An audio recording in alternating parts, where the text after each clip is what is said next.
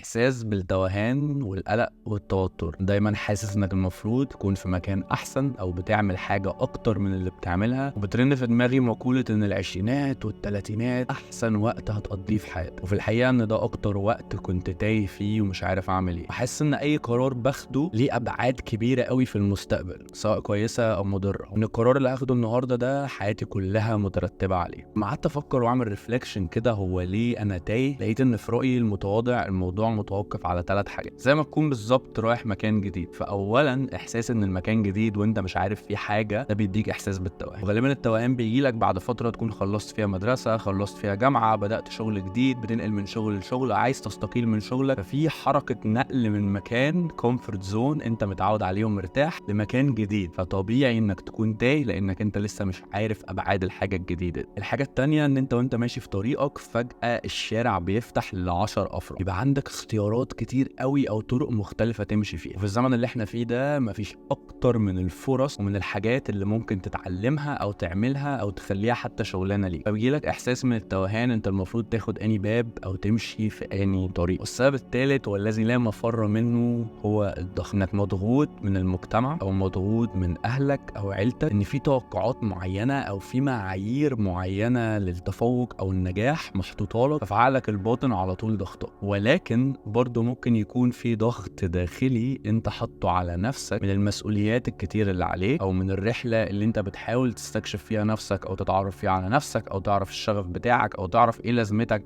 ووجودك على هذا الكوكب، او ضغطك على نفسك انك لازم تاخد القرارات الصح دايما. وساعات من كتر الحاجات دي بيجيلك حالة من اللامبالاة والاستسلام، فتبتدي انك تاخد خطوة لورا وترجع لكوكبة الكومفورت زون بتاعتك وتبتدي ما تعملش اي حاجة. ولما ما تعملش اي حاجة بتفضل قاعد تمسك التليفون وتروح للسوشيال ميديا اللي بتديك نفس ال3 حاجات اللي بيزودوا الحيرة والضغط. تضغط عليك لانك بتبدأ تقارن نفسك بحياة ناس تانية انت مش شايف فيها كل حاجة، اللي بيعمل فلوس هنا واللي مسافر واللي متجوز واللي بيحب واللي بيخلف واللي خلص شهادات العالم كلها، وانت بتحس ان انت ليه مش عايش الحياة دي او ليه ما عندكش الحاجات اللي ناقصاك اللي انت شايفها في الناس التانية. تفضل تلف في هذه الدائرة المفرغة او اللوب اللي ما بتنتهيش. والحل اللي انا اكتشفته يتلخص في 4 خطوات. اولهم هو القبول التام، وانك تخش كده تغطس في فكرة انك في حالة توهان مؤقت، وان ده طبيعي جدا وان عادي، وان دي فترة انت بتستكشف فيها نفسك وبتستكشف ميولك وبتستكشف بتحب ايه وما بتحبش ايه وبتكره ايه. الخطوة التانية انك تتغامر في كل الفرص، تجرب تتعلم مهارات جديدة، تجرب هوايات جديدة، تقابل ناس جديدة، تجرب رياضة جديدة، تسافر. كل التجارب دي وكل الفرص دي بتخليك تتعرف اكتر على نفسك وبتخليك تتعرف على العالم اللي حواليك والناس اللي حواليك والدنيا ماشية ازاي. تبقى كلها فرص بتساعدك انك تكبر وتتطور وتكتشف انه عادي ان في ناس تانية برضو في رحلة استكشافها لنفسها وتايهين زيك. تالت خطوة هو انك تعرف ان كل ما سنك صغير كل ما كان عندك الامكانيه انك تجو اول ان زي ما بيقولوا بكل حاجه. المسؤوليات والريسك اللي انت بتاخده